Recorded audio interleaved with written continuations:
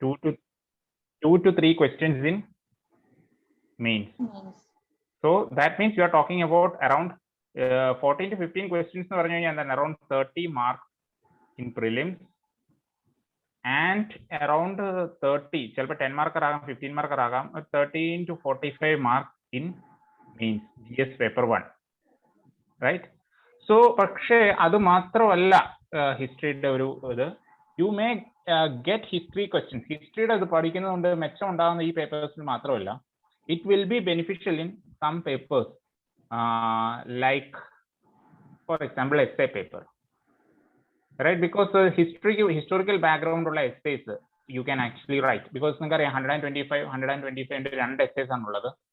So you will be able to at least if a history background essays, even you look into the YouTube video that I have posted and the mark list which is history essay. So that is with related to essay. And another thing is with regarding your GS paper 4. GS paper 4 that is ethics, aptitude and integrity. Initial 100 mark philosophers that you will have a help when you learn world history. World history part, so philosophers helpful. So history will be helpful in which all papers, as I've told you, GS paper 1. Then there is the essay and ethics paper, ethics, aptitude and integrity. Aptitude and integrity. So each paper basically you will have an advantage when it comes to history. All right. So first of all, before starting itself, now did you get an idea about how much is the weightage of history in your examination? Idea. Next, we will move into syllabus.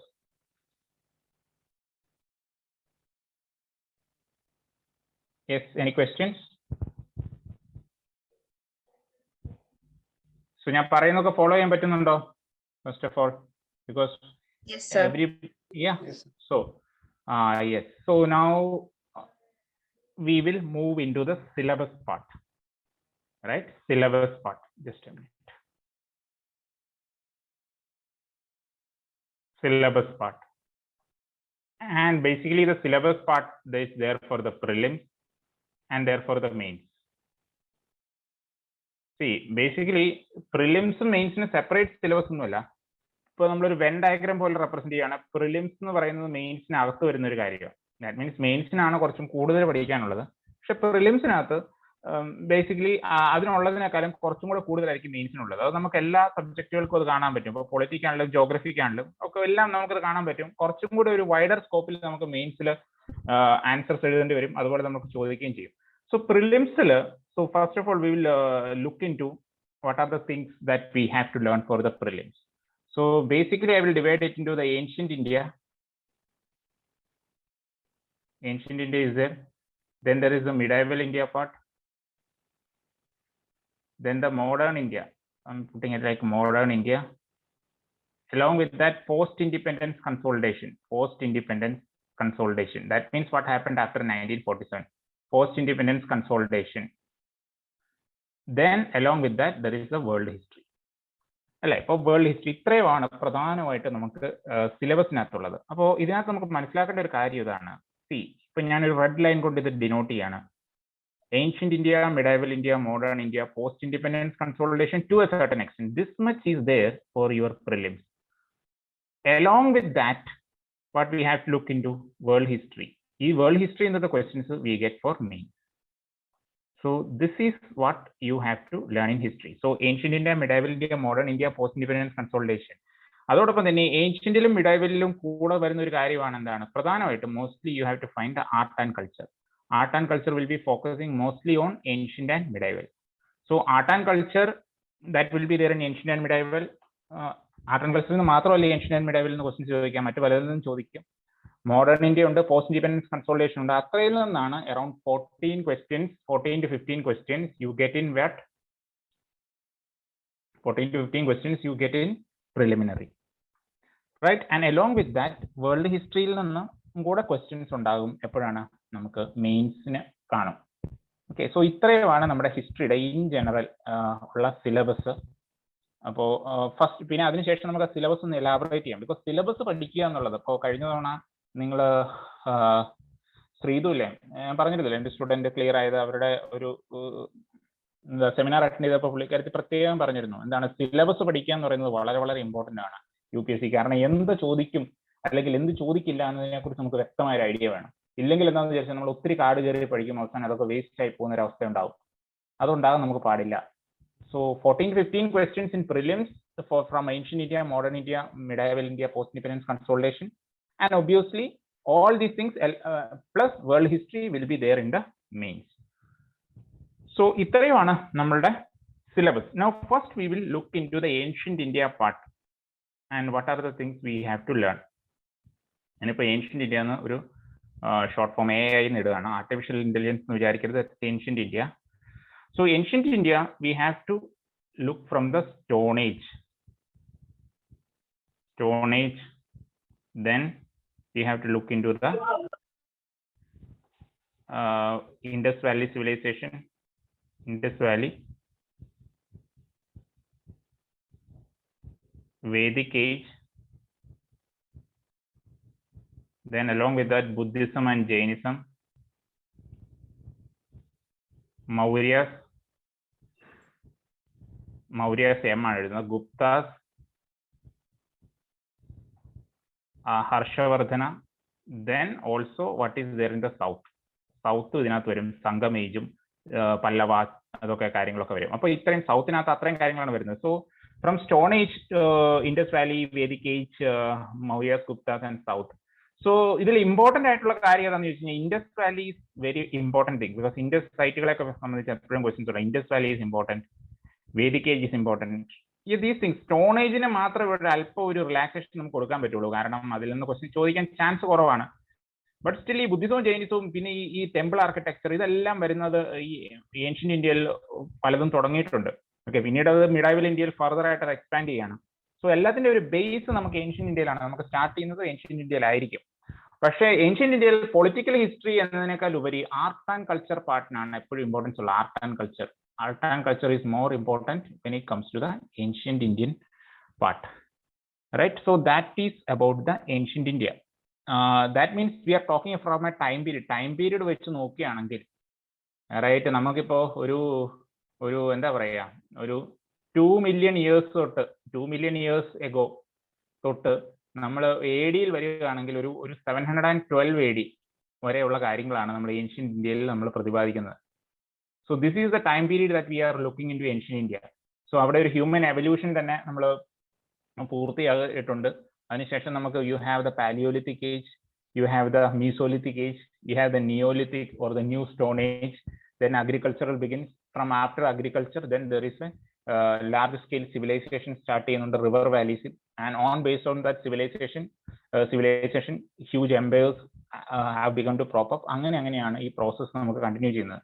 And in general around 712 AD എന്ന് പറയുന്നതിന്റെ പ്രത്യേകത എന്ന് വെച്ച് കഴിഞ്ഞാൽ സിന്ധിൽ, that means present day Pakistan, അവിടെയുള്ള സിന്ധിലാണ് എന്താണ് മുഹമ്മദ് ബിൻ ഖാസിം, ഓക്കെ, അതിന്റെ അറ്റാക്ക് വരുന്നു. അതിനുശേഷം Islam as a political force coming to India, and that is usually you find the medieval period, right? So this is basically about the ancient India. Ancient ഇന്ത്യയിൽ what is the important thing? As I told you, Indus valley is an important thing. Yes, Vedic age is important, Mauryas and Guptas are important, and along with that like South India, that is the Sangam age. Sangam age. നമ്മൾ ഈ കേരളം, തമിഴ്നാട് എന്നുള്ള deep സൗത്തിലെ ചില transitions ഒക്കെ നടന്നിരുന്ന ടൈമാണ് Sangam age. So these things are important when it comes to the ancient Indian part. അപ്പോൾ ഇതിനെക്കുറിച്ച് എന്തെങ്കിലും ചോദിക്കാനുണ്ടോ? Did you get ഒരു ബ്ലൂ പ്രിന്റ് ആണ് നമ്മളിപ്പോൾ തരാൻ ഉദ്ദേശിക്കുന്നത്. So I hope you got some blueprint. Yes, sir. Yes. Shall we move forward? Yes, sir. Yes. So now for medieval India.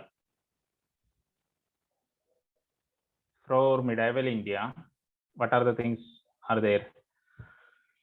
Yes, from medieval India, you have to look into from the deep south. We have to look into the Cholas.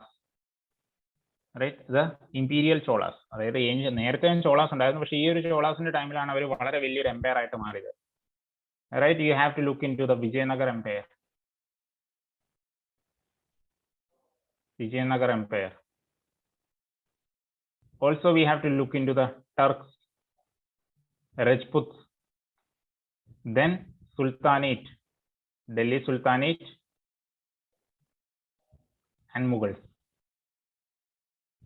ഇത്രയാണ് medieval India വരുന്നത്. Approximately 712 AD to around 1526, right? This is what I am trying to say. This is not exactly 1526. 1526 അല്ല, around 1707. Sorry, 1707. 1707 പ്രത്യേകിച്ച് 1707 ഔറംഗസീബിന്റെ death ആണ്. It's the death of Aurangzeb from, അതായത് Mughal എംപയറിന്റെ end അല്ല, പക്ഷേ prime period കഴിയുന്ന ഒരു അവസ്ഥ. സോ ഇതിൽ ഇമ്പോർട്ടന്റ് ആയിട്ടുള്ള parts where you get questions, sultanate and Mughals surely you get questions, Vijayanagar empire also surely you get questions. So ഈ രണ്ട് ഏരിയ ഷുവർലി എന്ന് വെച്ചാൽ വിജയനഗർ ചോള ഏരിയയിൽ നിന്ന് ക്വസ്റ്റ്യൻ ചോദിക്കാൻ ചാൻസ് ഉണ്ട്. എല്ലാം ഇമ്പോർട്ടന്റ് ആണ്, പക്ഷെ ഇതിൽ നിന്നും അല്ലാത്തതൊന്നും വേണം ചോദിക്കാൻ, ഇല്ലെന്ന് ഞാൻ പറയുന്നില്ല. But basically this is the trend that we see, right? So ഇതിൽ most important ആയിട്ടുള്ള പാർട്ട് ഏതാണെന്ന് ചോദിച്ചു കഴിഞ്ഞാൽ I will obviously say the Sultanate and Mughals, because Muslim dynasties അവരുടെ like the way they were ruling, അതിന്റെ എപ്പോഴും എല്ലാ dynasties നമ്മൾ പഠിക്കുന്ന സമയത്ത് അതിന്റെ ഒരു അഡ്മിനിസ്ട്രേറ്റീവ് സിറ്റുവേഷനെ കുറിച്ച് ഒരു ചെറിയ ഐഡിയ വേണം, കോയിനേജ്. കാരണം we are looking into the administrative parts, right? You are going to become the future administrators. So even when you have to study an empire, at least you have to see that certain administrative traditions എന്താണെന്നുള്ള കാര്യത്തെക്കുറിച്ച് ഒരു idea നിങ്ങൾക്ക് വേണം.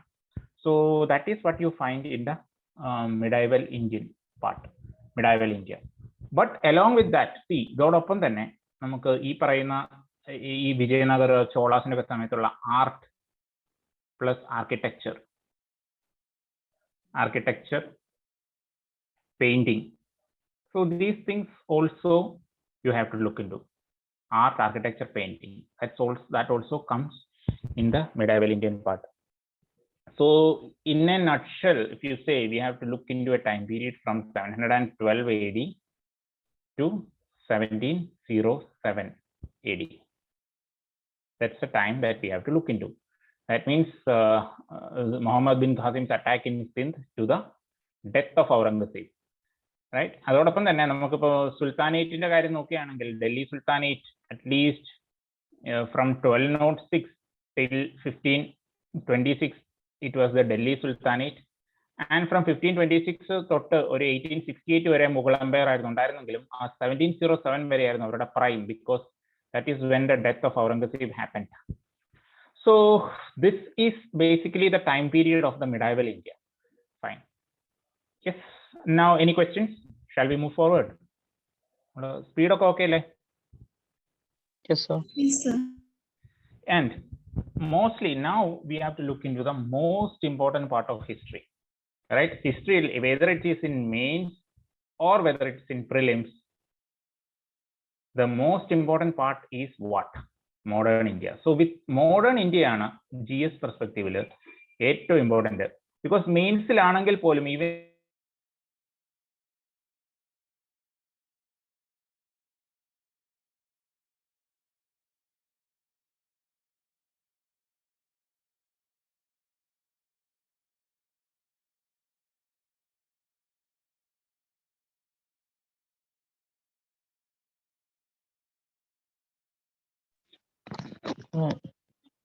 എനിക്ക് കേൾക്കാത്തല്ലോ, stuck ആയതാണോ?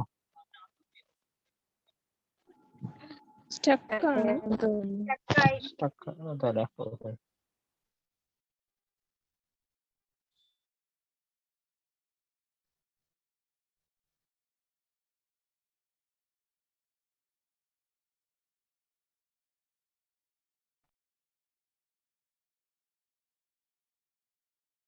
Registration തോന്നുന്നുണ്ടല്ലോ സാറിന്.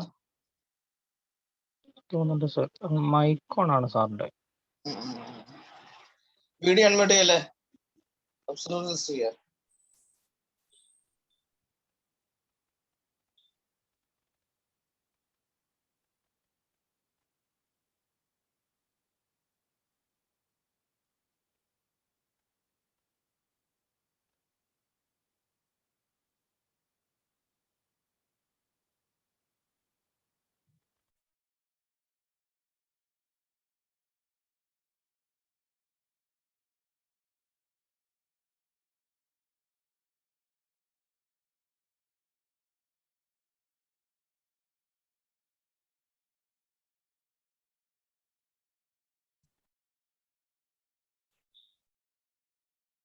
Hello, sorry, connectivity പോയിരുന്നു. കേൾക്കാമോ? കേൾക്കാം. ഓക്കെ. നമ്മൾ എവിടം വരെയാണ് ഡിസ്കസ് ചെയ്തിരുന്നത്?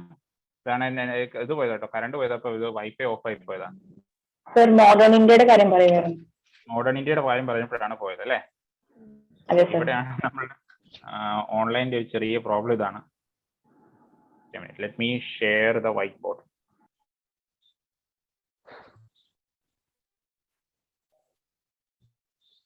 Yes.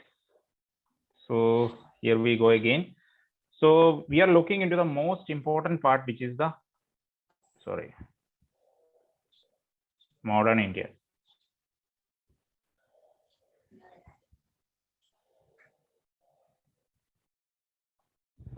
So modern India, as I told you, right, we are looking into almost 1707 till 1947. That is the modern India part.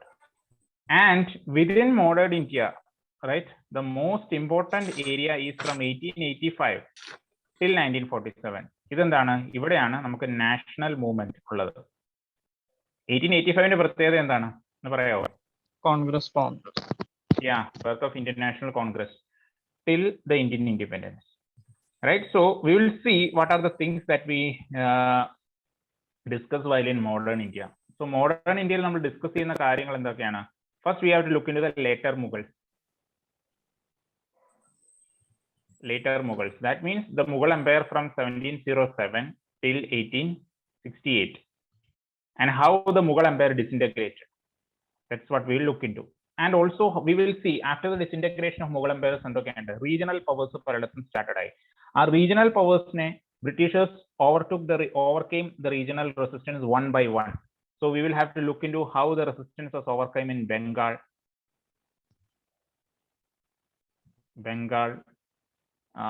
even it was in Mysore,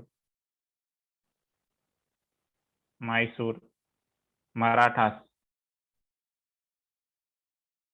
Punjab, Sindh, right? And so how Britishers overcome the regional resistance one by one. That's what we will look into.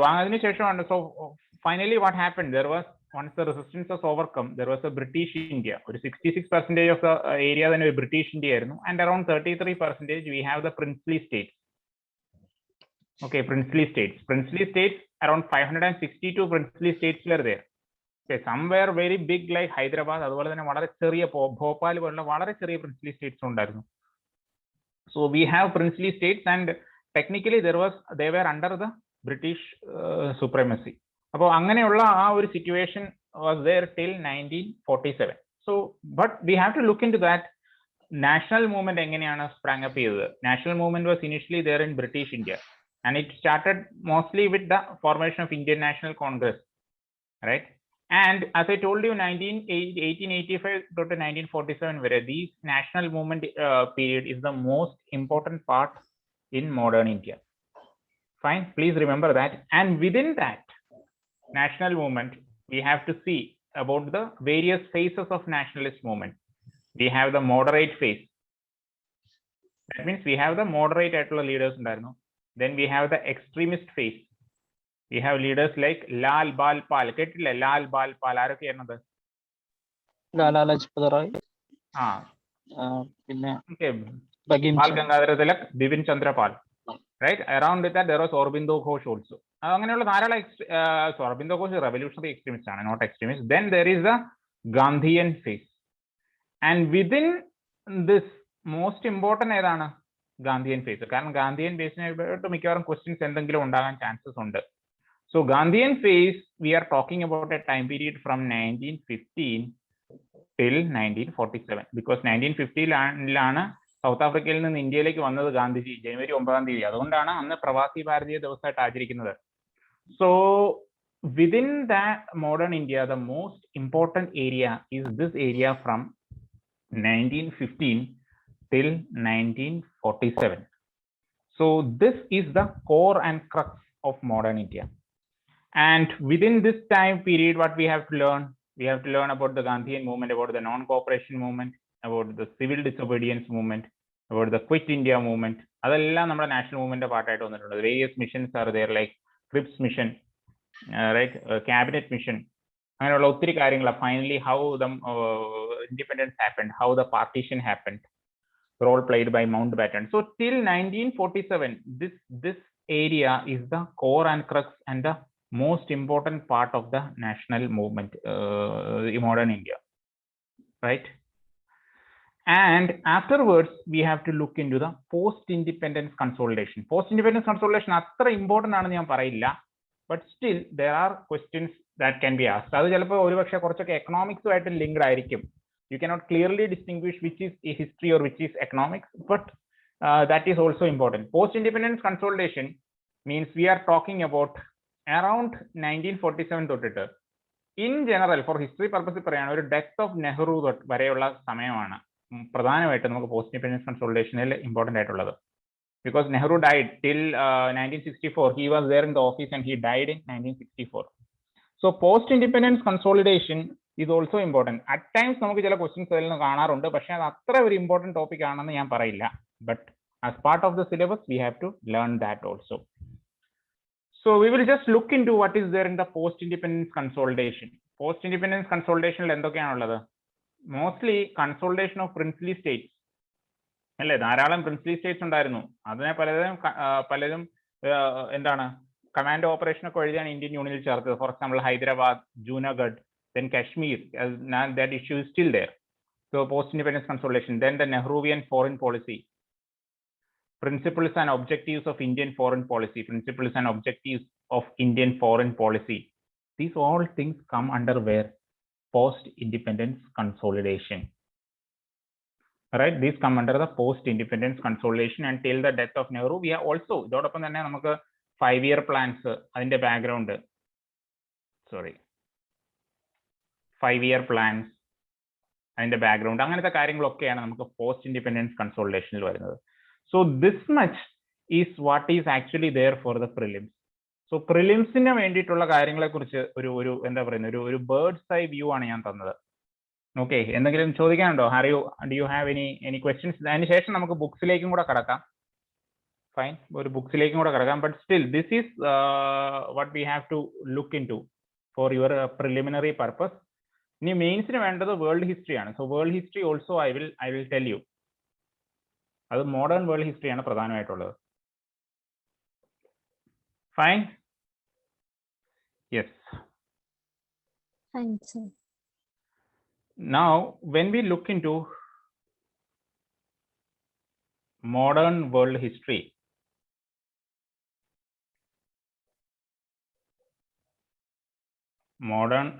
World history എന്ന് പറയുമ്പോൾ അത് it can be till from renaissance, reformation തൊട്ടൊക്കെയാണ് പലയിടത്തും class എടുക്കുന്നതൊക്കെ. പക്ഷേ actually അതൊരു background ആയിട്ട് പറയുമെങ്കിലും ഒരു ഇൻഡസ്ട്രിയൽ റെവല്യൂഷൻ തൊട്ടിട്ട് okay, even dissolution of Soviet union ഒരു 1991 വരെ, USSRന്റെ ഒരു ഡെസൊല്യൂഷൻ വരെ. പക്ഷെ അതിനുശേഷമുള്ള കാര്യങ്ങൾ ചോദിക്കുമെന്ന് ചോദിച്ചു കഴിഞ്ഞാൽ ചിലപ്പോൾ അത് IR-ഉമായിട്ട് ബന്ധപ്പെട്ടായിരിക്കും, ഇന്റർനാഷണൽ റിലേഷനുമായിട്ട് ബന്ധപ്പെട്ടായിരിക്കും. അത് പേപ്പർ 2-ലാണ് വരുന്നത്.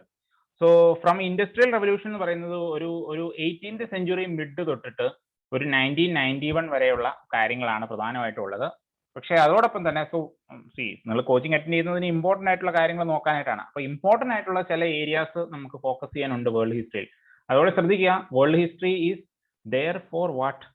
Please remember, world history is only there for your main. പ്രിലിംസിന് വേൾഡ് ഹിസ്റ്ററിയിൽ നിന്ന് ക്വസ്റ്റ്യൻസ് ഒന്നും ചോദിക്കില്ല എന്ന് കരുതി വേൾഡ് ഹിസ്റ്ററി പഠിക്കേണ്ടെന്നല്ല പറയുന്നത്. യുവർ പ്രിപ്പറേഷൻ പാറ്റേൺ നടത്തുമ്പോൾ you should always prepare for the main. Prelims എന്ന് പറയുന്നതിന്റെ കൂടെ ഒരു ബോണസ് പോലെ നമ്മൾ ക്ലിയർ ചെയ്യുന്ന ഒരു സംഭവമാണ്. മെയിൻസിലായിരിക്കണം നമ്മളുടെ യഥാർത്ഥ കണ്ണ്.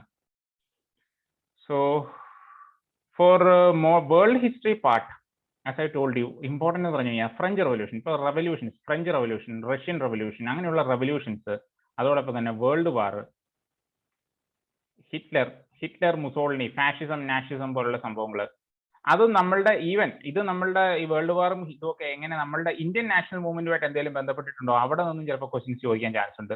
ദെൻ യൂറോപ്യൻ യൂണിയനോ കോൾഡ് വാറോ റിലേറ്റഡ് ആയിട്ടുള്ള കാര്യങ്ങളും ചോദിക്കാറുണ്ട്. അല്ലാതെ റിനൈസൻസിൽ നിന്നും റിഫോർമേഷനിൽ നിന്നും അങ്ങനെ നമുക്ക് ക്വസ്റ്റ്യൻസ് ഒന്നും വരാറില്ല. സോ ഈ French revolution, Russian revolution, American revolution, world war, Hitler, Mussolini, nazism, fascism, European union, cold war. ഇത്രയും കാര്യങ്ങളെ കുറിച്ച് നിങ്ങൾക്ക് ഒരു ഐഡിയ ഉണ്ടെങ്കിൽ നിങ്ങൾക്ക് വേൾഡ് ഹിസ്റ്ററിയിൽ നിന്ന് വരുന്ന 1-2 ക്വസ്റ്റ്യൻസ് നിങ്ങൾക്ക് ഹാൻഡിൽ ചെയ്യാൻ ഒരു പാടും ഉണ്ടാവില്ല എന്നാണ് എൻ്റെ ഒരു അഭിപ്രായം. ഓക്കെ, അപ്പൊ ഇത്രയുമാണ് ഇപ്പൊ നിങ്ങൾ ഒരു പക്ഷെ നോട്ട് ചെയ്തിട്ടുണ്ടാവും എന്നാണ് എൻ്റെ ഒരു ധാരണ. സോ ഇത്രയുമാണ് നമ്മളുടെ ഈ ഹിസ്റ്ററിയുടെ ഒരു സിലബസിന്റെ ഒരു ബേർഡ്സ് ഐ വ്യൂ എന്നുള്ളത് ഞാൻ പറഞ്ഞത്. So now we will look into important ആയിട്ടുള്ള ഒരു ബുക്സിനെ കുറിച്ച് നമുക്കൊന്ന് പറയാം. So any questions? So this is what we were actually talking about. കേൾക്കാം മോഡേൺ. ഓക്കെ, ആരോ ചാറ്റ് ചെയ്തുകൊണ്ട് ഞാൻ ചോദിച്ചത്. യെസ്, സോ ഇപ്പോൾ ഇത്രയും നിങ്ങൾക്ക് ഫസ്റ്റ് ഓഫ് ഓൾ നമുക്ക് have you heard of this book? I don't know whether you have heard of the book art of war എന്ന് പറഞ്ഞൊരു ബുക്കിനെ കുറിച്ച് കേട്ടിട്ടുണ്ടോ? How many of you heard? Right, art of war is a book that is written by Sun Tzu എന്ന് പറഞ്ഞ ഒരു Chinese ജനറലിന്റെ ഒരു ബുക്കാണ്. ധാരാളം മിലിറ്ററി സ്കൂളുകളിലൊക്കെ പഠിപ്പിക്കുന്നതാണ്. ഈവൻ ഫോർ എക്സാമ്പിൾ ലൈക്ക് നെപ്പോളിയനെ പോലുള്ളവരൊക്കെ പലത് കൂടെ കൊണ്ടു നടന്നൊരു ബുക്കാണ്. സോ ഇറ്റ് സേയിങ് ലൈക്ക് നമുക്ക് ഒരു വാറിന് പോകുന്നതിന് മുമ്പ് ഏറ്റവും അധികം നമ്മൾ അറിയേണ്ടത് നമ്മുടെ ഒപ്പോണന്റ്, നമ്മുടെ എനിമിയെ കുറിച്ചാണ് അറിയേണ്ടത്. ആ എനിമിയെ കുറിച്ച് നമ്മൾ അറിഞ്ഞു കഴിഞ്ഞാൽ നമ്മൾ വാർ ജയിച്ചു കഴിഞ്ഞു പകുതിയിലധികം. Because we can manage our tactics. So first and foremost ഈ ക്ലാസ്സിൽ ഞാൻ പറഞ്ഞ എന്താണ്, നിങ്ങൾക്ക് ഉള്ള എനിമി എന്താണ്, ആ എനിമിയുടെ വീക്ക് പോയിന്റ്സ് എന്താണ്, ആ വീക്ക് പോയിന്റ്സ് എവിടെയൊക്കെയാണ് നിങ്ങൾക്ക് എൻഗേജ് ചെയ്യാൻ പറ്റുന്നത്, എവിടെയൊക്കെയാണ് നിങ്ങൾ ഫോക്കസ് ചെയ്യേണ്ടത് എന്നുള്ളതിനെ കുറിച്ചുള്ള ഒരു ബ്ലൂ പ്രിന്റ് ആണ് ഞാൻ നിങ്ങൾക്ക് തന്നത്. Based on this you can actually plan your attack. മനസ്സിലായോ? So that is where you have to be important. So ഇപ്പോൾ നമ്മൾ ഇമ്പോർട്ടൻ്റ് ആയിട്ടുള്ള ഏരിയാസ് പറഞ്ഞു, അതിൽ നിന്ന് തന്നെ ഏറ്റവും മാക്സിമം ക്വസ്റ്റ്യൻ ചോദിക്കാൻ ചാൻസ് ഉള്ള ഏരിയാസ് പറഞ്ഞു. So when you study please remember that these are the areas that you need to focus. Fine, but we will be starting from stone age. എല്ലായിടത്തും നമ്മൾ സ്റ്റാർട്ട് ചെയ്യും. പക്ഷേ ഈ ഒരു ക്ലാസ് ശരിക്കും പറഞ്ഞു കഴിഞ്ഞാൽ ബാക്കി പല ക്ലാസ്സുകളെക്കാളും നിങ്ങൾ മിസ് ചെയ്യാൻ പാടില്ലാത്ത ക്ലാസ് ഈ ക്ലാസ് ആയിരുന്നു, ഈ ഇനീഷ്യൽ ക്ലാസ് ആയിരുന്നു. അത് നിങ്ങൾ ശ്രദ്ധിക്കണം.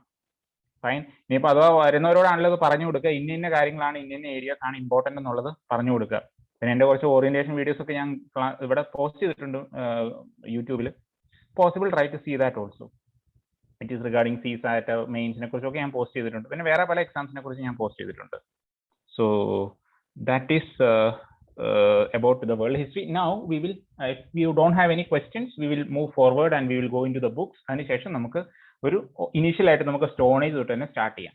So any questions? സർ ഒരു ക്വസ്റ്റ്യൻ. എന്താണ്? Art and culture. എൻ്റെ പേര് ബിൻഷോയ്. ആർട്ട് ആൻഡ് കൾച്ചർ മെയിൻസിന് മാത്രമുള്ളോ അതോ പ്രിലിംസിനും ഉണ്ടോ? അല്ലല്ല, പ്രിലിംസിലും മെയിൻസിലും ഉണ്ട് ആർട്ട് ആൻഡ് കൾച്ചർ. ഓക്കെ, പ്രിലിംസിലാണ് കൂടുതൽ ഇമ്പോർട്ടന്റ്. പക്ഷേ ഞാൻ പറഞ്ഞതെന്ന് വെച്ചാൽ ആർട്ട് ആൻഡ് കൾച്ചർ എന്ന് പറയുന്ന സംഭവം അത് പ്രിലിംസിലും മെയിൻസിലും ചോദിക്കുമെങ്കിലും മെയിൻസിൽ ക്വസ്റ്റ്യൻ ചോദിക്കാൻ ചാൻസ് വളരെ കുറവാണ്. ഓക്കെ, എന്നേ ഞാൻ പറഞ്ഞുള്ളൂ. ചോദിക്കാം, ഓക്കെ ചോദിക്കാം. പക്ഷേ പ്രിലിംസിൽ ഷുവർ ഷോട്ട് ആയിട്ട് നിങ്ങൾക്ക് ക്വസ്റ്റ്യൻ കാണും ആർട്ട് ആൻഡ് കൾച്ചറിൽ നിന്ന് എന്തെങ്കിലും അതുമായിട്ട് ബന്ധപ്പെട്ട്. Okay sir, thank you. Yes, anything? ഹിസ്റ്ററിയോട് ഒരു ഇൻട്രസ്റ്റോ ഒരു ഐഡിയ ഒക്കെ തോന്നി വന്നു തുടങ്ങി. ഇപ്പൊ ഇത്ര നമുക്ക് കിട്ടി, ഇത്രയാണ് നമുക്ക് പഠിക്കാനുള്ളതെന്നുള്ളത് മനസ്സിലാക്കിയാൽ മതി. അപ്പോൾ നിങ്ങൾ ക്ലാസ് എന്ന് പറയുമ്പോൾ മിസ് ചെയ്യാതിരിക്കുക. ഇനി അഥവാ മിസ് ചെയ്തിട്ടുണ്ടെങ്കിൽ തന്നെ നമുക്ക് അതിന്റെ മെറ്റീരിയൽസ് എല്ലാം ഗൂഗിൾ ക്ലാസ് റൂംസിൽ അപ്ലോഡ് ആയിരിക്കും. സോ ഇതൊരു റിയൽ ടൈം ക്ലാസ് പോലെ തന്നെ എടുക്കുക, തന്നെ എടുക്കുക നിങ്ങൾ. സാർ നമ്മൾ ഹിസ്റ്ററി പഠിക്കുമ്പോൾ കുറച്ചുകൂടി കറണ്ട് അഫയേഴ്സ് റിലേറ്റഡ് ആയിട്ട് പഠിച്ചു പോരും. ഇപ്പൊ ഫോർ എക്സാമ്പിൾ ചൈനീസ് പ്രസിഡന്റും ഇന്ത്യൻ പ്രൈം മിനിസ്റ്ററും കൂടി മഹാബലിപുരത്ത് മീറ്റ് ചെയ്തിട്ടുണ്ടായിരുന്നു. ഒരു വലിയൊരു ചർച്ച നടന്നിട്ടുണ്ടായിരുന്നു. ചൈന ഇന്ത്യ ഇഷ്യൂസ് ഒക്കെ നടന്നു. അപ്പൊ മഹാബലിപുരം എന്ന് പറയുന്ന ഒരു സംഭവം അത് ആർട്ട് ആൻഡ് കൾച്ചർ അതേപോലെ തന്നെ ഹിസ്റ്ററി ആൻഷ്യൻ നമ്മുടെ വലിയൊരു ഇമ്പോർട്ടന്റ് ആയിട്ടുള്ള ഒരു പാർട്ടാണ്. അപ്പൊ നമ്മൾ അങ്ങനെ പഠിച്ചാൽ മതിയോ? അങ്ങനെ എന്നാന്നുള്ളത് ഹിസ്റ്ററിയിൽ ഇപ്പോ ആർട്ട് ആൻഡ് കറണ്ട് അഫയേഴ്സിന് ഇമ്പോർട്ടൻസ് ഉണ്ടോ എന്ന് ചോദിച്ചാൽ ഇമ്പോർട്ടൻസ് ഉണ്ട്. ഇല്ലെന്ന് നമുക്ക് പൂർണ്ണമായിട്ടും തള്ളിക്കളയാൻ പറ്റില്ല. കാരണം എന്ന് വെച്ച് കഴിഞ്ഞാൽ റീസെന്റ് ആയിട്ട് ഫോർ എക്സാമ്പിൾ ഇൻഡസ് വാലി സിവിലൈസേഷന്റെ എന്തെങ്കിലും ഒരു പുതിയ സൈറ്റ് ഡിസ്കവർ ചെയ്തു, അല്ല ഇപ്പോൾ കീലടി എക്സ്കവേഷൻസ് എന്ന് പറഞ്ഞ് തമിഴ്നാട്ടിൽ എക്സ്കവേഷൻസ് നടക്കുന്നുണ്ട്. അപ്പൊ ഇതിനെക്കുറിച്ചൊക്കെ ബേസ് ചെയ്ത് ചിലപ്പോൾ ക്വസ്റ്റ്യൻസ് ചോദിക്കാതിരിക്കില്ല എന്ന് നമുക്ക് പറയാൻ പറ്റില്ല. പക്ഷേ ഇപ്പം മഹാബലിപുരത്തെ കുറിച്ച് ഇപ്പൊ പഠിക്കാനായിട്ട് ഇപ്പം ഈ മോദി അവിടെ വരുന്ന കാര്യമൊന്നും പഠിക്കേണ്ട കാര്യമില്ല. കാരണം നമ്മൾ പല്ലവാസിന്റെ ആർക്കിടെക്ചർ പഠിക്കുമ്പോൾ ഒബ്വിയസ്ലി മഹാബലിപുരം അതിൽ വരും.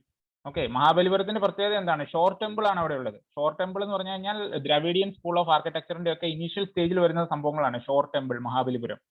മഹാബലിപുരത്തെ കുറിച്ച് ക്വസ്റ്റ്യൻ ചോദിച്ചിട്ടുണ്ട് UPSCക്ക്, അറിയാവോ? 2015 അല്ല, ഞാൻ ചോദിച്ചെന്താ വെച്ച് കഴിഞ്ഞാൽ ആ മീറ്റിംഗ് വഴി ആ സ്ഥലം കുറച്ചുകൂടി ഒന്ന് ന്യൂസ് ഹൈലൈറ്റ് ചെയ്തു. അപ്പൊ okay. അതില് എന്താണ് അമ്പലം? അങ്ങനെ ചോദിക്കാൻ ചാൻസ് ഉണ്ടോ എന്നാണ് യെസ്.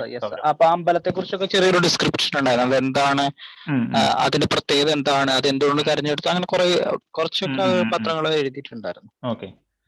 അല്ല പിന്നെ അതുപോലെ പറഞ്ഞോളൂ. പിന്നെ അതേപോലെ സാർ പറഞ്ഞ പോലെ തന്നെ തമിഴ്നാട്ടിൽ തന്നെ കുറെ എക്സ്കവേഷൻസ് കണ്ടെത്തിയിട്ടുണ്ടായിരുന്നു. പക്ഷെ അതൊക്കെ ഞങ്ങൾ പിന്നെ അതേപോലെ തന്നെ ഈ അടുത്ത് തന്നെ ഇൻഡസ് വാലി സിവിലൈസേഷനെ കുറിച്ച് തന്നെ ഞാൻ തോന്നണം ഒരു സ്റ്റേപ്പി കൾച്ചർ ആണ് എന്നുള്ളൊരു അങ്ങടെ. പിന്നെ അതേപോലെ ആര്യൻ ഇൻവേഷൻ തള്ളിക്കൊണ്ടുള്ള കുറെ പഠനങ്ങളൊക്കെ. വേറൊരു കാര്യം ശ്രദ്ധിക്കണം. നമുക്ക് പലപ്പോഴും അതിനുള്ള ക്വസ്റ്റ്യൻ ചോദിക്കാൻ കാര്യം വെച്ച് കഴിഞ്ഞാൽ എന്തെങ്കിലും ഒരു റിസർച്ച് നടത്തി എന്ന് പറഞ്ഞതിനേക്കാൾ ഉപരി ആ റിസർച്ച് ഒരു പ്രിസ്ക്രൈബ്ഡ് ആയിട്ടൊരു ജേർണലിലൊക്കെ പബ്ലിഷ് ചെയ്ത് അതൊക്കെ യൂണിവേഴ്സിറ്റി കരിക്കുലത്തിന്റെ ഭാഗമായിട്ടൊക്കെ വരുമ്പോഴാണ് പ്രധാനമായിട്ടും നമുക്ക് അതിൽ നിന്ന് ഹിസ്റ്ററിയിൽ നിന്ന് ക്വസ്റ്റ്യൻസ് ചോദിക്കുന്നത്. ഫോർ എക്സാമ്പിൾ, നമുക്ക് ഹിസ്റ്ററിയുടെ ഈ ആർട്ട് ആൻഡ് കൾച്ചറിനെയൊക്കെ അവർ പ്രധാനമായിട്ടും ബേസ് ചെയ്തിരിക്കുന്ന കുറെ ബുക്കുകളുണ്ട്, കോർ ബുക്സ് ഉണ്ട്. ആ ബുക്സ് ഞാൻ പറയാം. ആ ബുക്സിൽ നിന്നാണ് മെയിൻലി ഇവർ ചോദിക്കുന്നത്. കാരണം അത് യൂണിവേഴ്സിറ്റി സിലബസിലുള്ള കാര്യങ്ങളാണ്. പക്ഷെ ഈ ഒരു കാര്യങ്ങളൊക്കെ, ഈ പറഞ്ഞ കാര്യങ്ങളൊക്കെ അത് സ്കോളേഴ്സ് ഒക്കെ കൂടിയിരുന്ന് ആലോചിച്ചിട്ട് ഇനിയിപ്പോൾ ഇവരുടെ തീസിസ് ഒക്കെ കറക്റ്റ് ആണോ എന്നൊക്കെ ഡിസൈഡ് ചെയ്തതൊക്കെ ഒരു ബുക്കായിട്ട് അടിച്ച് യൂണിവേഴ്സിറ്റി കരിക്കുലത്തിൽ വരുമ്പോഴായിരിക്കും ഫ്യൂച്ചറിൽ ചിലപ്പോൾ അതിൽ നിന്ന് ക്വസ്റ്റ്യൻസ് ഉണ്ടാകുക. So please be careful about that. കാരണം ഹിസ്റ്ററിക്ക് അങ്ങനെ ഒരു ഇഷ്യൂ കൂടെ ഉണ്ട് എന്നുള്ളത് ശ്രദ്ധിക്കണം. തെറ്റായിട്ടുള്ള ഒരു പ്രവണതയില്ല. കാരണം സത്യം പറഞ്ഞ ആസ് യൂഷ്വൽ നമ്മുടെ ഒരു കരിക്കുലം സിലബസ് പോലെ, അതായത് അതൊരു നല്ലൊരു ജേണലിൽ വരണമെന്നുണ്ടെങ്കിൽ അതൊരു നല്ല സ്റ്റാൻഡേർഡ് തിസിസ് ഒക്കെ ആയിരിക്കില്ല. അപ്പൊ എന്തുകൊണ്ട് UPSC ആശ്രയിക്കുന്നില്ല? അല്ലല്ല, അങ്ങനെ ആശ്രയിക്കുന്നില്ല എന്ന് ചോദിച്ചു കഴിഞ്ഞാൽ അതിനകത്ത് ഒരു ചെറിയ പ്രശ്നമുണ്ട്. എന്താണെന്നറിയോ?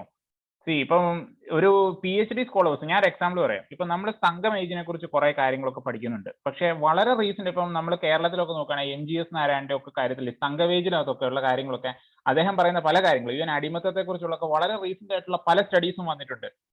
പക്ഷേ അത് എന്തുകൊണ്ട് UPSC ചോദിക്കുന്നില്ല എന്നുള്ളത് ചോദിച്ചു കഴിഞ്ഞ് കഴിഞ്ഞാലുള്ള കാര്യം എന്താണെന്നറിയോ? അങ്ങനെ ചോദിക്കാൻ പോയി കഴിഞ്ഞ് കഴിഞ്ഞാൽ ഒരു സ്റ്റുഡന്റിന് നിങ്ങളുടെ എക്സാമിന് പ്രിപ്പയർ ചെയ്യാന്ന് പറഞ്ഞു കഴിഞ്ഞാൽ ഡിഫിക്കൽട്ട് ആണ്. അപ്പോൾ നിങ്ങൾക്ക് ഓപ്ഷണൽ പർപ്പസിൽ agree to a certain extent you can write certain things. അത് കോട്ട് ചെയ്ത് എഴുതാം. But for GS purpose you are only expected to have that 12th standard knowledge. അതാണ് വേണ്ടത്. ദാറ്റ് ഇപ്പൊ മനസ്സിലായി എന്തുകൊണ്ടാണ് സൗരഭിന്? കാരണം അതൊരു ഓപ്ഷണൽ പർപ്പസിലാണെങ്കിൽ I will say you can, but for GS purpose you need that 12th standard level. അതിന്റെ ആവശ്യമേ ഉള്ളൂ. അതുകൊണ്ടാണ് ഇങ്ങനത്തെ കാര്യങ്ങൾ അവർ ക്ലിയർ. പിന്നെ പ്യൂർലി കറണ്ട് അഫയേഴ്സ് റിലേറ്റഡ് ചിലപ്പോൾ എന്തെങ്കിലുമൊക്കെ ചോദിച്ചെന്നിരിക്കാം. പക്ഷെ അതിന്റെ ആധികാരികത ബേസ് ചെയ്തൊന്നും അങ്ങനെ ചോദിക്കില്ല. So you are actually expected to have that NCERT level, NCERT knowledge till 12th standard history. That is what is expected from you. Fine. അതാണ് അത് ചോദിക്കാത്തതിന്റെ ഒരു reason. Okay sir, thank U. So now നമ്മൾ ഈ documentary വഴി കിട്ടുന്ന നോളജും ഒക്കെ അപ്പോഴും NCERT തന്നെ ആയിരിക്കില്ലേ എപ്പോഴും ബെറ്റർ? നമ്മളൊരു കാര്യം ശ്രദ്ധിക്കുക, ഈ ഹിസ്റ്ററിക്കകത്ത് ഒത്തിരി കോൺസ്പിറസി തിയറീസ് ഓരോരുത്തരും ഉണ്ടാക്കിക്കൊണ്ടിരിക്കും. ഓക്കെ, ഇപ്പൊ ഉദാഹരണത്തിന് പറയാണ്, ഈ പറയുന്ന ടെമ്പിൾസ് ഒന്നും മനുഷ്യരുണ്ടാക്കിയല്ല, ഏലിയൻസ് ഉണ്ടാക്കിയതാണെന്ന് പറഞ്ഞിട്ടുള്ള ഡോക്യുമെന്ററി ചിലപ്പോൾ കാണാൻ പറ്റും, ഇല്ല കീർത്തി? ഓക്കെ, പക്ഷെ അത് നമുക്ക് ഒരു വാലിഡ് പ്രൂഫ് ആയിട്ട് എടുത്തിട്ട് ചെയ്യാൻ പറ്റില്ല. അല്ല, ഞാൻ പറഞ്ഞതിന്റെ റീസൺ ഇത്. അപ്പൊ പല കാര്യങ്ങളെ കുറിച്ചും പല ഡോക്യുമെന്ററീസ് ഉണ്ടാവും. പക്ഷെ what we are concerned about is, അല്ലെങ്കിൽ പിന്നെ നമ്മൾ പോകേണ്ടതാണ് ഒരു റിസർച്ച് ഓറിയന്റഡ് മോഡിൽ പോയി കഴിഞ്ഞു കഴിഞ്ഞാൽ ഇപ്പൊ പറഞ്ഞു ശരിയാണ്. ഓക്കെ, ഞാനൊരു പേപ്പർ പ്രസന്റ് ചെയ്തിട്ടുണ്ട് ഹിസ്റ്ററിക്ക് വേണ്ടിയിട്ട്. Okay, since because I teach history as a guest faculty in Pala St. Thomas College, ഞാനൊരു പേപ്പർ പ്രസന്റ് ചെയ്തിട്ടുണ്ട്. അത് മാരിടൈം ഹിസ്റ്ററിയെ ബേസ് ചെയ്തിട്ടുള്ള എൻ്റെ ഒരു അസംഷനും ഒക്കെ കാര്യങ്ങളായിരുന്നു. So I got a felicitation, I got a prize in that. പക്ഷെ അതെന്താ ഞാൻ ചെയ്തത്, ഞാൻ എക്സിസ്റ്റിംഗ് ബുക്കൊക്കെ എടുത്തിട്ട് എൻ്റെതായ രീതിയിൽ ഒരു അബ്സ്ട്രാക്ട് എഴുതി ഉണ്ടാക്കി, ഒരു തിയറി ഒക്കെ ഉണ്ടാക്കി വെച്ച് ഒരു പേപ്പർ പ്രസന്റ് ചെയ്യണം. പക്ഷെ അതിനെ ഒന്ന് ബേസ് ചെയ്തിട്ട് UPSC ക്വസ്റ്റ്യൻ ചോദിക്കില്ല. അതെന്തുകൊണ്ടാണ്? കാരണം അതൊക്കെ വേണമെങ്കിൽ ഒരു ജേർണലിലൊക്കെ പബ്ലിഷ് ചെയ്തിട്ട് ഭാവിയിൽ ഇപ്പൊ ഞാൻ അതിലൊരു PhD ചെയ്യുകയൊക്കെ ചെയ്തു കഴിഞ്ഞാൽ ആ അത്രയും വർഷങ്ങൾക്ക് ശേഷമായിരിക്കും അതൊരു പക്ഷേ in future if there is any chance ഒരു കരിക്കുലത്തിന്റെ പാർട്ടാകുന്നത്, അല്ലേ? അപ്പോൾ അങ്ങനത്തെ ഒരു കാര്യത്തിൽ നിന്ന് ജനറലി നമുക്ക് ക്വസ്റ്റ്യൻസ് അങ്ങനെ പ്രതീക്ഷിക്കാൻ പറ്റില്ല. അതാണ് ഞാൻ പറയുന്നത്. നിങ്ങൾ എപ്പോഴും ഒരു R&D, ഒരു റിസർച്ച് ആൻഡ് ഡെവലപ്മെന്റ് മോഡിൽ ഇത് എക്സാമിനെ സമീപിക്കരുത്. അത് ഡേഞ്ചർ ആണ്. അത് ഗുണത്തെക്കാൾ ഉപരി ദോഷമേ ചെയ്യുള്ളൂ. Your aim is actually to clear this exam. If you are too much interested in history, even after getting into the service, you can do historical research, no problem. ഇപ്പൊ മനസ്സിലായില്ലേ? ആ ഒരു മോഡിൽ നിങ്ങൾക്ക് എപ്പോഴും പോകണം. നിങ്ങളുടെ ലക്ഷ്യം നിങ്ങളുടെ ഫ്രണ്ടിൽ ഉണ്ടാവണം. അതുകൊണ്ടാണ് ഞാൻ തന്നെ ഇതിനകത്ത് പറഞ്ഞിരിക്കുന്നത് ഇന്ന കാര്യങ്ങളാണ് നമുക്ക് വേണ്ടത്, അതിൽ തന്നെ ഇന്ന കാര്യങ്ങൾ ഇമ്പോർട്ടന്റ് ആണെന്നുള്ളത്. Fine.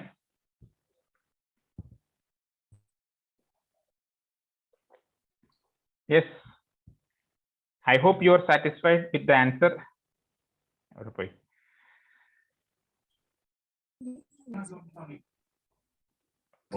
sorry. Now we will go into again that whiteboard. ആ ഇമ്പോർട്ടൻ്റ് ആയിട്ടുള്ള ബുക്സിനെ കുറിച്ചൊക്കെ ഒരു കാര്യം ഞാൻ പറയാനായിട്ടാണ്. So when it comes to the book, right, see, as I told you, NCERT books are important. Everybody will say usually from 6th to 12th. പക്ഷേ ഏറ്റവും important ആയിട്ടുള്ളതെന്ന് വെച്ച് കഴിഞ്ഞാൽ 11th 12th. I will Tamil Nadu state ഗവൺമെന്റിന്റെ ഈ SCRTs ഉണ്ട് 11th and 12th. അത് ഞാൻ prefer ചെയ്യാനുള്ള ഒരു റീസൺ എന്താണെന്ന് വെച്ച് കഴിഞ്ഞാൽ അതിനകത്ത് ഏൻഷ്യന്റും മിഡൈവലും മോഡേണും വേൾഡ് ഹിസ്റ്ററി എല്ലാം ഉണ്ട്. തമിഴ്നാട് മിക്കവാറും നിങ്ങൾക്ക് നെറ്റിലൊക്കെ നോക്കി കഴിഞ്ഞാൽ ഒരുപക്ഷെ പലപ്പോഴും ടെലഗ്രാമിലൊക്കെ ഇതിന്റെ സോഫ്റ്റ് കോപ്പി പലയിടത്തും കാണും. എനിക്ക് തോന്നുന്നു എൻ്റെ ഒരുപക്ഷെ സോഫ്റ്റ് കോപ്പി ഉണ്ടായിരിക്കും. ഞാനത് ഗ്രൂപ്പിലുണ്ടെങ്കിൽ ഞാൻ ഷെയർ ചെയ്യാം. അല്ലെങ്കിൽ you can actually buy it from outside. Many shops ആമസോണിലൊക്കെ ഇതിന്റെ കാണും ഇത്. So that is about the basic NCERT, right.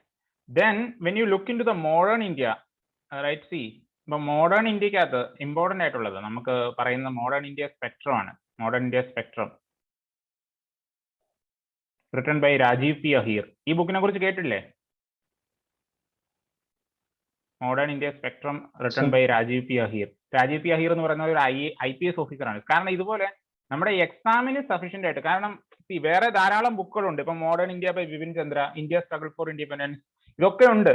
പക്ഷെ നമുക്ക് ഈ എക്സാം പർപ്പസിൽ വളരെ ബെറ്റർ ആയിട്ടൊരു ബുക്കായിട്ട് പറയുന്നത് ഇതിന്റെ രാജീവ് പി അഹീറിന്റെ ദാറ്റ് വിൽ ഹാവ് മോഡേൺ ഇന്ത്യയും പോസ്റ്റ് ഇൻഡിപെൻഡൻസ് കൺസോളിഡേഷനും ഉണ്ട്. പോസ്റ്റ് ഇൻഡിപെൻഡൻസും രണ്ടും ഉള്ള ഒരു ബുക്കാണ് Rajiv P Ahir modern India spectrum. It's a good book, right. അത് നിങ്ങൾക്ക് ഒരു വായിക്കുന്നുണ്ട് ഒരിക്കലും ഒരു തെറ്റ് വരുന്ന ഒരു ബുക്കല്ല.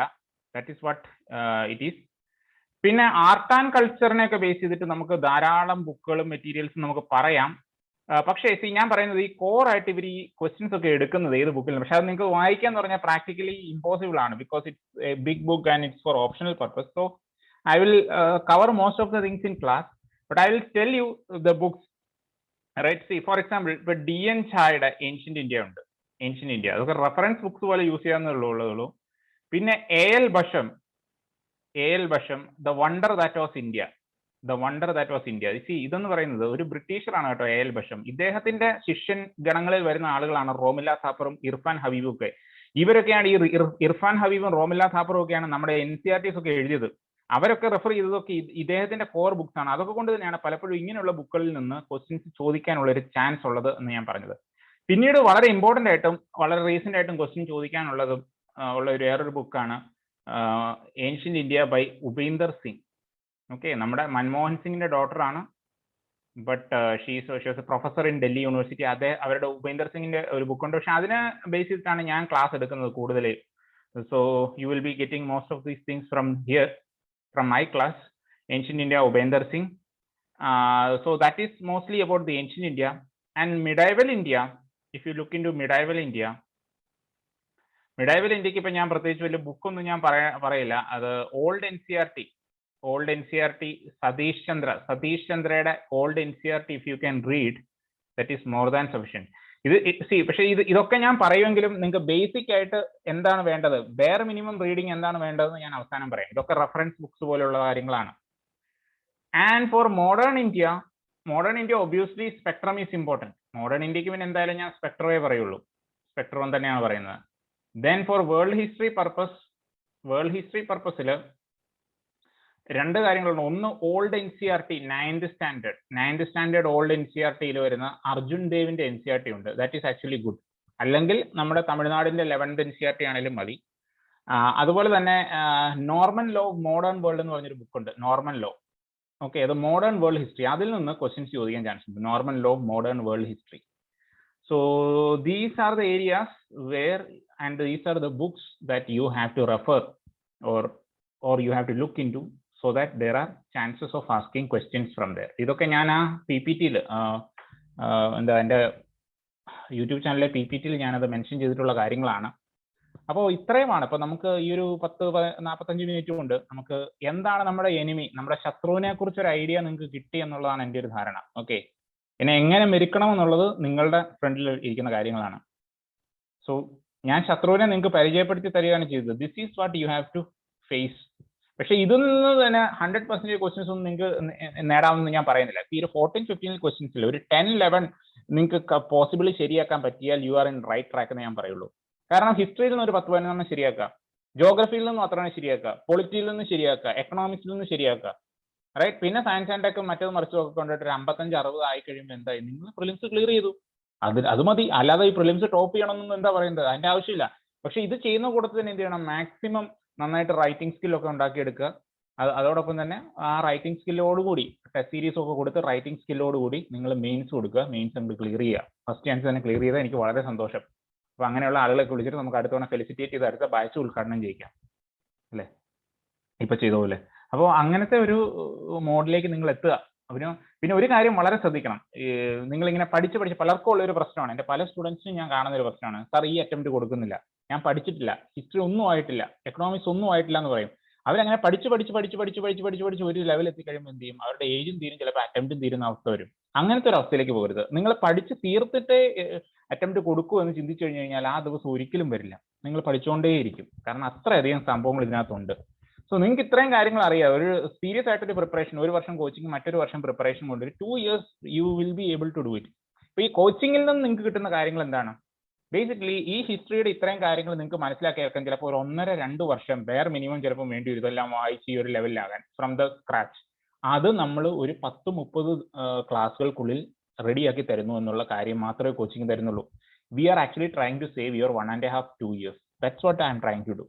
ശ്രദ്ധിക്കുക, കാരണം ഇതൊരു റോക്കറ്റ് സയൻസ് ഒന്നുമല്ല ഹിസ്റ്ററി, ഇത് ആർക്ക് വേണമെങ്കിലും വായിച്ച് മനസ്സിലാക്കാവുന്നേ ഉള്ളൂ.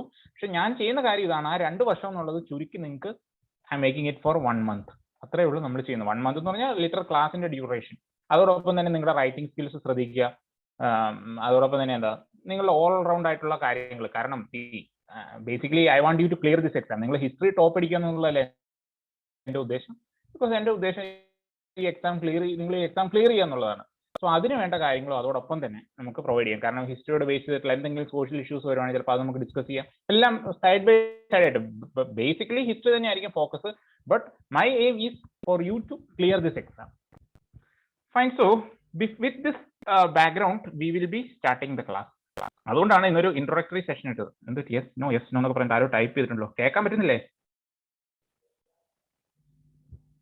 Yes, കേൾക്കാമല്ലോ. So yes sir. So we will actually start the session with the എനിക്ക് അതിന്റെ PPTs ഒക്കെ ഉണ്ട്, പക്ഷെ ഇത്ര ആയതുകൊണ്ട് നമുക്കിപ്പം ജസ്റ്റ് നമുക്കത് പറയാം. നമ്മൾ സ്റ്റോൺ ഏജ് തൊട്ടാണ് സ്റ്റാർട്ട് ചെയ്യുന്നത്. സ്റ്റോൺ ഏജ്, പിന്നെ അതൊക്കെ ശ്രദ്ധിക്കുക.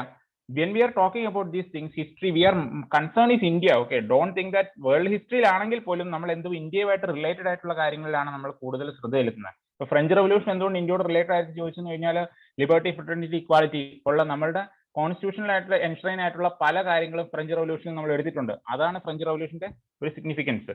So what we are trying to say is like from stone age, right, we have to start. So basically what we have, I will tell you, is like the Stone Age we are divided into 3: Paleolithic, Mesolithic and Neolithic, right? So basically what you have to understand, lith means what? Lith ennu parnal endana? Stone. Paleo means old Stone Age, right? Neo ennu parnal endana? Parayu, what is the meaning of neo? New Stone Age. New Stone Age. So Mesolithic will be something that is coming in between, right? In between ആയിട്ടുള്ള ഒരു കാര്യങ്ങളുണ്ട്. So we'll just say, right, Paleolithic ഈ ഒരു time പീരീഡിന്റെ ഈ ഒരു ഇതിൽ എന്താണ് ഇരിക്കുന്നത്, നമ്മൾ ഹ്യൂമൻ എവല്യൂഷൻ ഉണ്ടല്ലോ. സോ ഹ്യൂമൻ എവല്യൂഷൻ ഒക്കെ പതുക്കെ അതായത് നമ്മൾ നോക്കുകയാണെങ്കിൽ, if you look into the human evolution, what we had, the Homo erectus, Homo habilis, homo sapien, അതായത് ഹോമോ നിയാൻഡർതാലിസ് ഉണ്ട്, ക്രോമാഗ്നൻ മാൻ ഉണ്ട്, ഹോമോ സാപ്പിയൻ ഒക്കെ ഉണ്ട്. So the homo sapien is the modern man. So paleolithic ഏജിന്റെ ആ ഒരു ടൈമിലൊക്കെ ആയി കഴിഞ്ഞപ്പോൾ എന്തായി, by the time of this paleolithic age that evolutionary situations ഒക്കെ ഇതായി. Then once the evolutionary situation has come up, man began to use tools.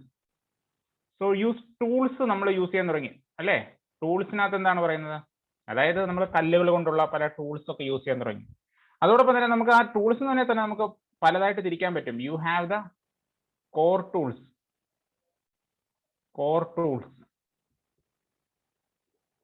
right? You have the flake tools, sir അത് ഹലോ സർ പറയൂ. Yes sir, നമ്മൾ ആ stone ഏജിന്റെ ടൈമിൽ ഓരോ stone ഏജിന്റെ ടൈമിലും ഓരോ സ്പീഷീസ് ഓഫ് ഹ്യൂമൻ ആണ് ഉണ്ടായിരുന്നത്.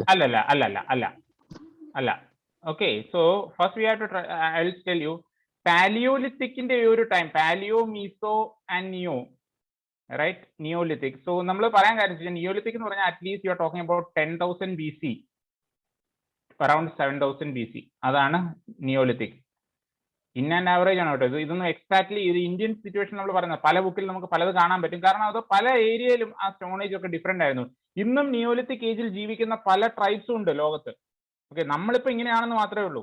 സോ ഇപ്പം നിയോലിത്തിക് ആണ് നമുക്ക് ഒരു അറൌണ്ട് ഒരു 7,000 BC ടിൽ അറൌണ്ട് ഒരു 2,800 BC വരെ നമുക്ക് നോക്കാം വരും. ആ സമയം വരെ സ്റ്റോൺ ഏജ്. കാരണം ഇതിന് ശേഷം പലയിടത്തും മാറ്റങ്ങൾ വന്നുകൊണ്ടാണ്. സോ പാലിയോലിത്തിക് ഏജ് എന്ന് പറഞ്ഞു കഴിഞ്ഞാൽ ഇറ്റ് ക്യാൻ ബി അത് തന്നെ നമുക്ക് lower palaeolithic, middle palaeolithic, upper palaeolithic എന്നൊക്കെ പറഞ്ഞിട്ടുള്ള പല സ്റ്റേജസ് ഉണ്ട്. സോ ഇതെല്ലാം കൂടെ വന്നത് നമുക്ക് കോയിൻസൈഡ് ചെയ്യുന്നത് ഒരു 10,000 BC-യിലാണ്. So by the time of this paleolithic period you have to understand human evolution was complete. Human evolution completed ആയി. അതിനുശേഷം ഈ ഹ്യൂമൻ മൈഗ്രേഷൻസ് അങ്ങോട്ടും ഇങ്ങോട്ടും ഒക്കെ സ്റ്റാർട്ട് ചെയ്യാൻ തുടങ്ങി. അതുപോലെ തന്നെ നമ്മുടെ ക്ലൈമറ്റിനും പല ചേഞ്ചസും കാണാൻ തുടങ്ങി. മീസോലിത്തിക് ഏജിലും നിയോലിത്തിക് ഏജിലും ഒക്കെ ചേഞ്ചസ് കാണാൻ തുടങ്ങി. അപ്പൊ അതുകൊണ്ട് തന്നെയാണ് നമുക്ക് if you are asked A question, പലപ്പോഴും സ്റ്റേറ്റ് BCSനൊക്കെ ഒരു ക്വസ്റ്റ്യൻസ് ഒക്കെ പലപ്പോഴും ചോദിക്കാറുണ്ട്, how does history geography determine the history of A region എന്ന് ചോദിച്ചു കഴിഞ്ഞു കഴിഞ്ഞാൽ, ഇന്നും ഇപ്പോൾ ഒരു പക്ഷേ ഈ ഒരു നിയോലിത്തിക് ഏജിലും പക്ഷേ സ്ലൈറ്റ്ലി മെറ്റൽ ഏജിലും ഒക്കെ താമസിക്കുന്ന ട്രൈബുകൾ ഇന്നും ഇന്ത്യയിലുണ്ട്. നിങ്ങൾക്ക് ആർക്കെങ്കിലും അതിനെക്കുറിച്ച് ഒന്ന് പറയാൻ പറ്റുമോ? Still there are some tribes. Sentinels അല്ല, sentinelese. Okay, sentinelese are from which island? ഏത് ഐലൻഡിൽ നിന്നാണ് അവരുള്ളത്? ആൻഡമാൻ നിക്കോബാറിലെ നോർത്ത് സെന്റിനൽ ഐലൻഡിൽ നിന്നാണ് അവരുള്ളത്. അത് എന്തുകൊണ്ട്? So my next question is why they are still in the neolithic age? അത് എന്തുകൊണ്ടാണ് അവർ നിയോലിത്തിക് ഏജിൽ വന്നത്? നമുക്ക് ജസ്റ്റ് ഒന്ന് ഡിസ്കസ് ചെയ്യാം.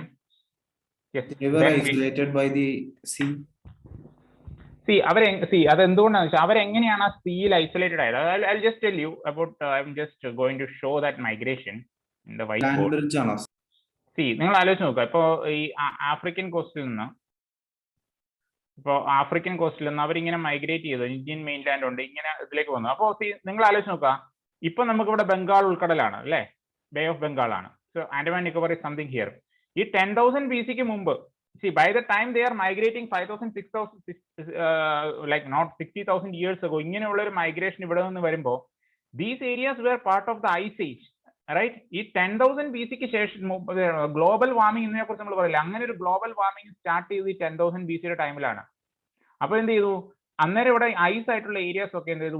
ഉരുകി അവിടെ എല്ലാം ഉൾക്കടൽ, ബേ ഓഫ് ബംഗാൾ പോലുള്ള ഉൾക്കടലുകൾ രൂപപ്പെട്ടു. So what happen? People got blocked in these small islands. അതുകൊണ്ടാണ് ഇതുപോലുള്ള സ്മോൾ ഐലൻഡ്സിലുള്ള ഗ്രൂപ്പിലുള്ള ആളുകൾ പലപ്പോഴും ഇന്നും വളരെ അബോറിജിനൽ ആയിട്ടുള്ള ട്രൈബ്സിനെ നമുക്ക് കാണാൻ പറ്റുന്നത്. Because their history was determined by their geography.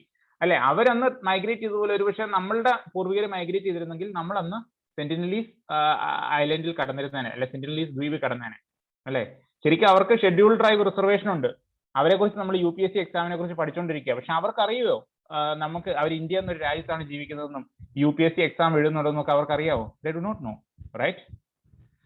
So but we have to be thankful about this thing that we have certain people. ഇങ്ങനെയുള്ള ട്രൈബ്സിനെ ഇന്ത്യയിൽ ഉണ്ടെന്ന് പറയുന്നത് it's a matter of pride for us. എന്തുകൊണ്ടാണ് അത്? ഇപ്പൊ അങ്ങനെ ഒരു question, why can we say that ഇപ്പൊ ഒരു സെന്റിനലീസ് ഐലൻഡിലുണ്ട്, ഈ ദ്വീപിലുള്ള ആളുകൾ ഇന്ത്യയിൽ ഉണ്ടെന്ന് പറയുന്നത് നമുക്ക് അഭിമാനിക്കാൻ വക നൽകുന്ന ഒരു കാര്യമാണെന്ന് പറയാനുള്ള റീസൺ എന്താണ്? പറയാവോ സാർ? നമ്മളവരെ അവരുടെ രീതിയിൽ ജീവിക്കാൻ വിട്ടുകൊണ്ടാണ്. യെസ്, കാരണം മറ്റു പലയിടത്തും ഒരുപക്ഷെ മായാസ് ഓർ ഇൻകാസ് അവരുടെ ട്രഡീഷണൽ കൾച്ചർ തന്നെ ഇല്ലാതായി. But still we are protecting such people. That's actually a good thing, right? It's actually a good thing. അതുകൊണ്ട് തന്നെയാണ് ഇപ്പം ലക്ഷദ്വീപ് നോർത്ത് സെൻട്രൽ ഐലൻഡ് എന്ന് പറയുന്നത് ഒരു 3 കിലോമീറ്റർ ബഫർ ഉണ്ട്, അതിലേക്ക് അങ്ങനെ പോകാൻ പറ്റില്ല. അത് കുറച്ചുനാൾ മുമ്പ് ന്യൂസിലായത് എന്തുകൊണ്ടാണ്? ഒരു മിഷണറി അവിടെ പോയി hello that is there, but they are അതുപോലെ തന്നെ Andaman നിക്കോബാറിൽ not only the Sentinelese, there are many other tribes also. We have the Jaravas.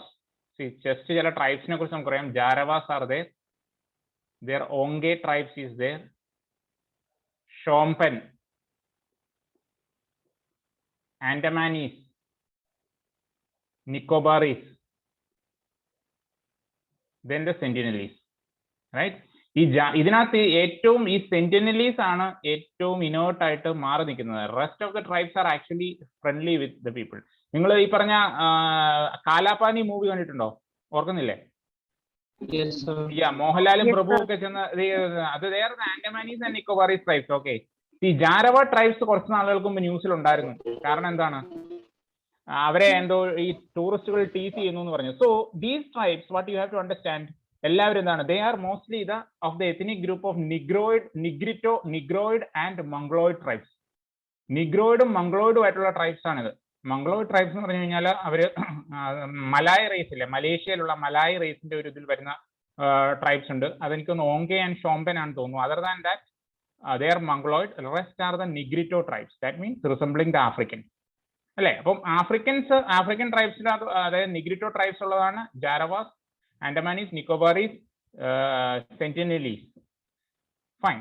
And ഇതിനോടൊപ്പം തന്നെ ഒരു കാര്യം കൂടി എനിക്ക് പറയാനുണ്ട്. ഇതോടൊപ്പം തന്നെ നമ്മുടെ മെയിൻലാൻഡ് ഇന്ത്യയിലും we have one group of tribes that's actually a negrito tribe. അവർ ഇന്ത്യൻസ് ആണ്, ബട്ട് എത്നിക്കലി ദേ ആർ ആഫ്രിക്കൻസ്. അങ്ങനെ ഒരു ട്രൈബ് നമ്മുടെ മെയിൻലാൻഡ് ഇന്ത്യയിലുണ്ട്. നിങ്ങൾക്ക് ആർക്കെങ്കിലും അറിയാവോ അങ്ങനെ ഒരു ട്രൈബിനെ കുറിച്ച്? സിദ്ധീസ് അല്ലേ സാർ, കർണാടകയിലെ? Yes, they are the Siddis. Have you heard of them? Siddis എന്നുള്ള ഒരു ട്രൈബ് ഉണ്ട്. ഓക്കെ, സിദ്ധീസ്. അവരെന്ന് പറഞ്ഞു കഴിഞ്ഞാൽ ഈ സുൽത്താനേറ്റിന്റെ ടൈമിലൊക്കെ സിദ്ധീസ് അവരെന്താണ്, ഓൾസോ കോൾഡ് ഹബ്ഷീസ് എന്ന് പറയും. ഹബ്ഷി ഓർ സിദ്ധി. ഇവരുടെ പൂർവികരൊക്കെ പലപ്പോഴും ഈ ആഫ്രിക്കൻ കോസ്റ്റിൽ നിന്ന് സ്ലേവ് ട്രേഡിന്റെ പാർട്ടായിട്ട് ഇവിടെ വന്നവരാണ്. Some of them were in the armies of sultanates like Nizam Shahis of Ahmednagar. Some were even part of the Maratha Navy. ഇന്ന് പക്ഷേ അവർ വളരെ ബാക്ക്വേർഡ് ആയിട്ടൊരു കമ്മ്യൂണിറ്റിയാണ്. വളരെ റീസെന്റ് ആയിട്ട് ഒരു ന്യൂസ് ഉണ്ടായിരുന്നു, ഈ ഹബ്ഷി കമ്മ്യൂണിറ്റിയിൽ നിന്ന് ഒരാൾ മെമ്പർ ഓഫ് ലെജിസ്ലേറ്റീവ് കൗൺസിലായി കർണാടകയിൽ. Okay, MLC. നമുക്കിവിടെ MLC ഇല്ല, നമുക്ക് MLA മാത്രമേ ഉള്ളൂ. രാജ്യസഭ പോലുള്ള ചെറിയ ബോഡിയാണ്. അതിനകത്തൊരു MLC ആയിട്ട് മാറിയതായിരുന്നു. That was the Siddi, one of from that tribe. വളരെ ബാക്ക്വേർഡ് ആയിട്ടുള്ള ഒരു കമ്മ്യൂണിറ്റിയാണ്. ഇപ്പോൾ പലരും എനിക്ക് തോന്നുന്നത് അവർക്ക് ജാതീയമായിട്ട് തന്നെ അവരെ ഒത്തിരി നീചത്വങ്ങളുടെ പ്രശ്നങ്ങൾ അവർക്കുണ്ട്. But they are trying to come up a very small community of the Siddi tribes. Yes, so yes, I think now the time is up around 9:30. So we will stop it. But ഇതാണ് നമ്മൾ start ചെയ്തു. Now from next class onwards we will go in full fledge.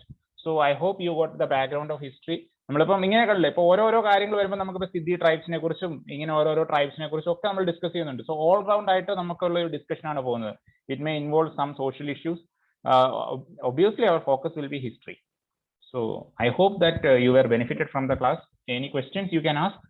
Otherwise, we can wind up. Any questions?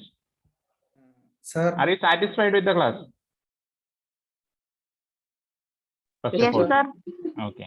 Yes, sir. Yes. Okay. ചോദിച്ചോളൂ. Sir ഒരു clarification ആയിരുന്നു. മറ്റേ ഐസേജിന്റെ കാര്യം പറഞ്ഞിരുന്നില്ല sir? So ആ സമയത്ത് മറ്റേ ട്രോപ്പിക് ഓഫ് ക്യാൻസറിന് താഴത്തോട്ട് അന്നും ഐസ് ഉണ്ടായിരുന്നില്ലല്ലോ. ആ മറ്റേ ഐസേജ് കാരണം കൂടുതൽ വാട്ടർ സ്നോ ആയിരുന്ന കാരണം മീൻ സീ ലെവൽ കുറവായതുകൊണ്ട് ഇന്ന് കടലായിരുന്ന കുറെ സ്ഥലങ്ങള് മീൻ സീ ലെവലിന് മേലെയായിരുന്നു. ഇപ്പൊ ഉദാഹരണത്തിന് നമ്മളുടെ സൗത്ത് ഈസ്റ്റ് ഏഷ്യൻ റീജിയൻ സുണ്ടാലാൻഡ് എന്ന് പറയുന്ന ഒരു ജോഗ്രഫിക് ഡിവിഷൻ ആയിരുന്നു. സോ അതിന്റെ പാർട്ടായതുകൊണ്ടല്ലേ സാർ ഈ ആൻഡമാൻ നിക്കോബാറിലേക്ക് ആളുകൾ മൈഗ്രേറ്റ് ചെയ്യുന്നത്? സാറ് ഇങ്ങനെ ആ സമയത്ത് ഐസ് ഉണ്ടായിരുന്നല്ലേ സാറ് പറഞ്ഞു? ഫസ്റ്റ് ഓഫ് ഓൾ ഐസ് ഏജിന്റെ ഒരു കേസ് പറഞ്ഞ ഐസ് ഏജിന്റെ കേസിൽ ഐസ് ഏജിന്റെ കേസിൽ ഒരു കാര്യം ശ്രദ്ധിക്കുക. എപ്പോഴും ജസ്റ്റ് ഒന്ന് പറയാം ആയിട്ടാണ്, ഇത് ജോഗ്രഫിക്കൽ ഇതായിട്ടാണെങ്കിലും. ഇവിടെ പോയി വൈറ്റ് ബോർഡ്.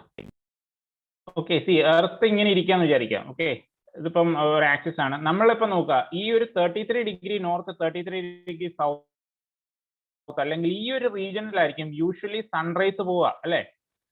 ഓക്കെ, അപ്പം നമ്മളിപ്പോ ആലോചിച്ച് നോക്കുക, ഇപ്പൊ ഐസ് ഏജിന്റെ ഒരു ബാക്കി പത്രമാണ് നമുക്ക് ആർട്ടിക് സർക്കിളിലും അന്റാർട്ടിക് സർക്കിളിലും ഒക്കെ ഉള്ളത്. പക്ഷെ ആ ഒരു ടൈമിൽ എന്താണെന്ന് വിചാരിച്ചു കഴിഞ്ഞാൽ ഗ്ലോബൽ വാർമിങ്ങും മറ്റു പല കാര്യങ്ങളും ഒക്കെ കൊണ്ട് ഇതിന്റെ ഇമ്പാക്ട് കൂടുതലും വന്നിരിക്കുന്നത് ഈ റീജിയൻസിലാണ്. That's what I am trying to say.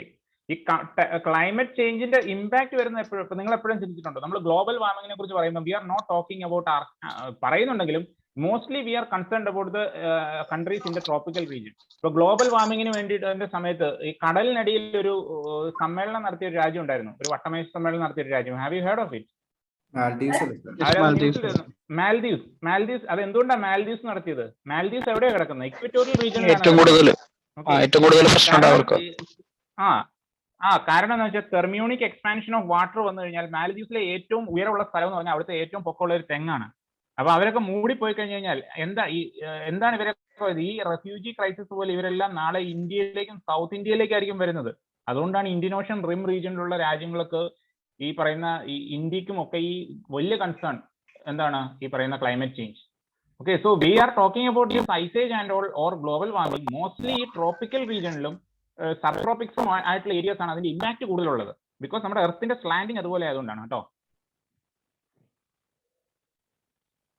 Yes, okay sir, thanks. So ഞാനൊരു പുതിയ ഗൂഗിൾ ക്ലാസ് റൂം സ്റ്റാർട്ട് ചെയ്തിട്ട് ഇപ്പം ഞാൻ ഈ പറഞ്ഞ സ്റ്റോൺ ഏജ് റിലേറ്റഡ് ആയിട്ടുള്ള കുറച്ച് കാര്യങ്ങളൊക്കെ ഞാനൊരു വീഡിയോ ചെയ്തിട്ടുണ്ട്. ഇപ്പൊ ഞാൻ പാലാ സെന്റ് തോമസിൽ പഠിപ്പിക്കുന്ന സമയത്ത് ഞങ്ങളുടെ കോളേജ് മ്യൂസിയം ഉണ്ട്. ആ മ്യൂസിയത്തെ ബേസ് ചെയ്തിട്ടൊരു വീഡിയോ ചെയ്തിട്ടുണ്ടായിരുന്നു. അതിന്റെ ഞാനൊരു ലിങ്ക് ഇടാം. കുറച്ചൊക്കെ നിങ്ങൾക്ക് ഹെൽപ്ഫുൾ ആയിരിക്കാം. ബട്ട് ലേറ്റ്ലി നമുക്ക് അതിന്റെ മെറ്റീരിയൽസ് ഒക്കെ നമ്മൾ ക്ലാസ് എടുക്കുന്നതിനനുസരിച്ച് ഇപ്പൊ ഞാൻ PPT യൂസ് ചെയ്തിട്ടില്ല. സോ യൂസ് ചെയ്യുന്നതനുസരിച്ച് അങ്ങനെയുള്ള കാര്യങ്ങൾ ഷെയർ ചെയ്യാം. ഇടയ്ക്കിടയ്ക്ക് നിങ്ങൾക്ക് അസൈൻമെന്റ്സ് ഉണ്ടാവും. So I will be helping you through as A mentor for your all-round development, and yes, that's it. So if you want to reach me, Majo sir has my number. You can contact me anytime. Message cheya എന്നിട്ട് പറയാ ഞാൻ student ആണെന്ന് പറയാ. No, obviously you can subscribe to the YouTube channel as well. So thank you. If you don't have any questions, we will call it a day. Thank you, sir. Good night. Thank you, sir. Thank you, sir. Good night, sir. Thank you. Thank you, sir. Good night. Thank you. So Majo, shall I leave? Okay. So I'll be leaving. Good night. Good night.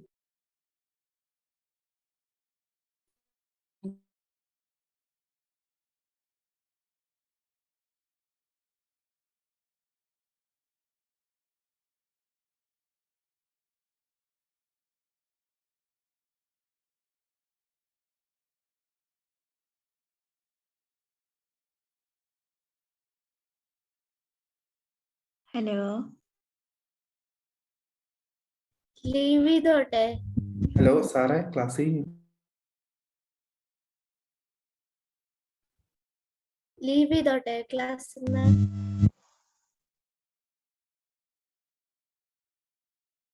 Thank you all. Bye.